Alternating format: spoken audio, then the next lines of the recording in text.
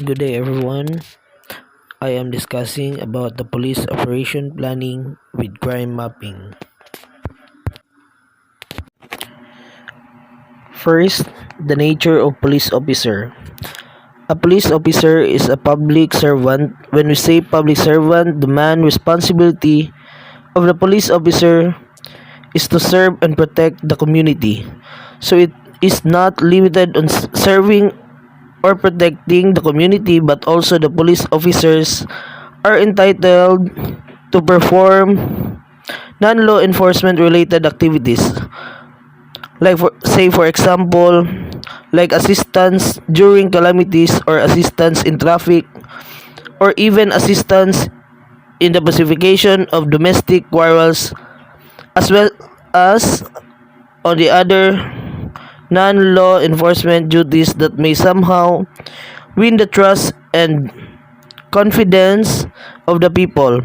By doing non-law enforcement activities, this is the most cooperation or coordination or collaboration between the community and the National Police Agency.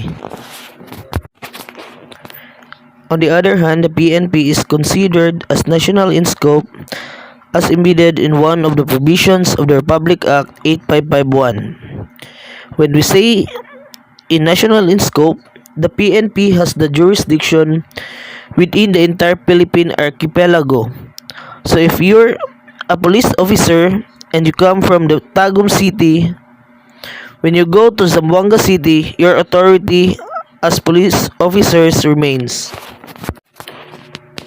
On the other hand, the PNP is also considered as civilian in character. This is also embedded in one of the provision in RA 8551. So the PNP as an organization is not part of the military organization, although it retains some military attributes such as disciplines. When you say civilian in character, this means two things. First, the PNP does not belong to military organization. The PNP is not belong to AFP or Armed Forces of the Philippines. Then the second, the PNP belongs under the DILG or Department of Interior and Local Government Agency. The PNP has to adopt the character of being a civilian while performing their police duties. Next is the categories of police operation. The organization of the PNP are mainly categorized into 7. First is public safety operation. When we say public safety operation, this involves activities at the PNP which are centered in public promotion of public safety. So basically, these are non-law enforcement duties, like for example, fire drills, earthquake drills, and other types of non-law enforcement in nature are under in first category. The second category is law operation. This involves the enforcement of our ordinances, the enforcement of our existing laws, and the statutes and executive orders, as long as the activity involves the implementation of the law. The third category is the internal security operation. The difference between the internal security operation and the former categories is that in this operation, the activities are centered in ensuring internal security, not just in the PNP but also in the country in general. So the purpose is to secure the country or the community. Also, it usually involves about insurgency or counter-terrorism. Example, you want to suppress the rebellion activities or the NPA. This category is involved a group of police officers who are trained in special operation. For example, hostage situation, and you utilize special action force for simply because the PNP staff are specialized in terms of hostage situation. This category is all about gathering information. If a police officer conducts an activity and the purpose of the activity is to gather intelligence information, like for example, you conduct tailing or shadowing, or you conduct surveillance and intelligence assessment or research, these activities are form part under the fifth category. The sixth category is investigation operation. Any activity is investigative in nature, like you investigate a murder case, you investigate a homicide case, that is part under investigation operation. The last category of police operation is scene of crime operation, or the SOCO, whose function in the processing of the crime scene. They do not only process the crime scene, but they also has the responsibility to do forensic examination of the evidence. In every police operation, you have to follow or you have to accomplish the basic requirements. So what are the basic requirements? First, you need to use marked police vehicle. But we have exemptions to this if in case the police operation involves entrapment or bypass operation, it will be very impractical if you will use marked police vehicle. Because the purpose of the bypass operation is to arrest the criminal without the suspicion, and by using of marked police vehicle that may allow suspicion on the part of the criminal. Second requirement, in the operation, it should be led by a police commission officer. The commission officers started at the rank of police lieutenant and above, and the non-commissioned officer is below the police lieutenant rank. So in every operation, it should be at least led by a police lieutenant. The third requirement is with personnel with prescribed uniform in the case of checkpoint. What is required the personnel to wear would be the GOA or General Office Uniform, the blue uniform. It is actually prohibited for a police officers to be heterogeneous or to wear mixed uniforms during the conduct of police operation. Let's say again in the checkpoint, somebody wearing the athletic attire or somebody might be in a camouflage or somebody in a GOA. So these mixed uniforms may confuse public. Next, use of megaphones and similar instruments. The police officer should not use warning shots during police operation. So, this is very clear. Warning shots should not be allowed, and also warning shots are only seen at the movies or television.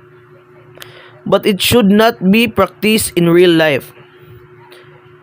During the actual intervention operation, the team leader shall use peaceful means including the use of megaphones or any other similar instruments, or to ward or influence the offender or suspect to stop or peacefully give up. Next, basic police operation.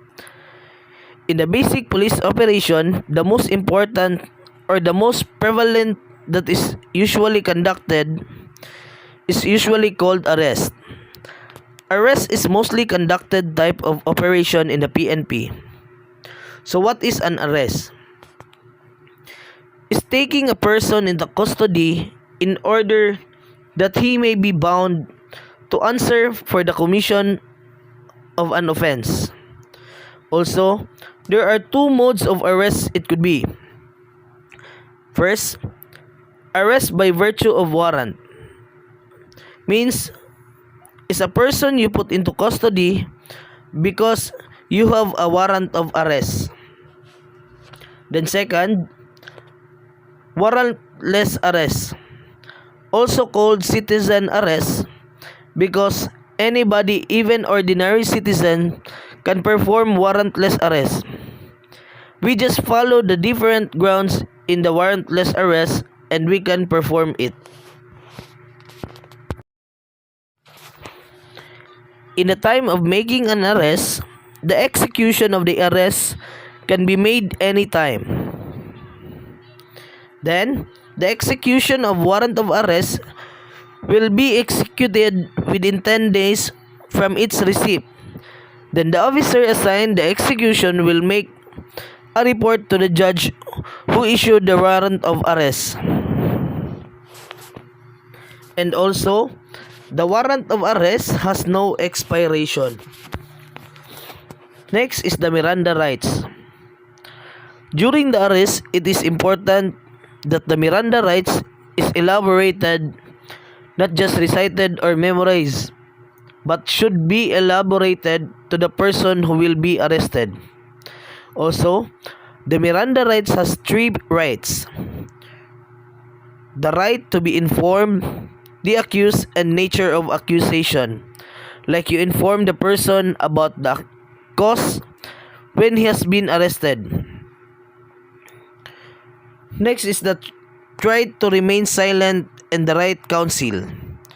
Remember that there are three important praise to the Miranda rights, but there is one that cannot be waived. This is the right to be informed. Next is custodial investigation. Means the person is put into custody and it is subject for questioning. Search and seizure. Search, a particular inspection activity, like you would like to inspect a particular place. On the process of inspection does not intrude privacy on a specific person that cannot be considered as search. Seizure. When you see seizure, you detain an individual or you take his property or you remove the property from the possession of the person, or taking control of the individual could be under what we call a seizure. Classification of the police function. There are three classification of a police function. First is the line function. Means it is the backbone in a sense that without the line function, the operation of the whole organization will be paralyzed. The PNP vision and mission cannot be attained if wala ang line function. That's why important is the line function. Next is staff function. It's a support unit in the PNP. It involved only in planning, research, legal advice, budgeting, and educational services. Also, for example, the force multiplier is belong also to the staff function. Next is the auxiliary function. This refers the material need by the PNP like communication, tailing, maintenance, record keeping, and etc. Police patrol. It is a unit of people within police organization, because a police patrol has a very vital role in the PNP. So next is the objective of police patrol. First is preventive enforcement. Means if there's no a police officer, there is a possibility that the criminals strolling in the street. Next is selective enforcement. Means they choose a place where is the trouble or where the crimes likely occur. Third is the traffic enforcement. Traffic management also the responsibility of the patrol group. If you are patrolling, then there's a heavy traffic, then the patrol group will responsible to manage the traffic. Next, emergency call for service. If somebody will calls for your help or assistance, the patrol group is responsible to respond to call for assistance. Police planning means, in a layman's term about planning, it is referred to a scheme or a method of acting. So, the PNP has three types of plan: the policy or procedural plan, tactical plan, and the operational plan. So lastly, crime mapping. It is pattern of occurrence of crime per geographical location. For example, there are 3 barangay. First barangay has many drug addiction. Second barangay, crime against property. Third barangay, crimes against person. The 3 barangay has different situation. Usually the crime occurrence differ from one barangay to another.